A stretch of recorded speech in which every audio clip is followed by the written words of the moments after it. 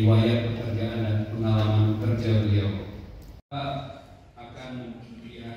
Ya pemirsa, kehadiran Balon Bupati Aceh Singkil Haji Safradi Oyon SH dan Balon Wakil Bupati Aceh Singkil Haji Hamzah Sulaiman SH disambut Ketua Tim Penjaringan Bakal Kepala Daerah Nasrul Sufi beserta pengurus DPD Gerindra Aceh.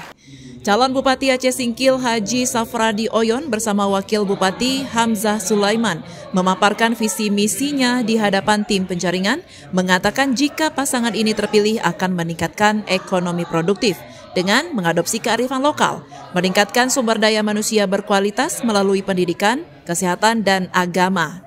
Pasangan ini juga akan mengirim putra dan putri Aceh Singkil untuk belajar ke luar daerah, beasiswa untuk pendidikan dokter umum dan juga dokter spesialis.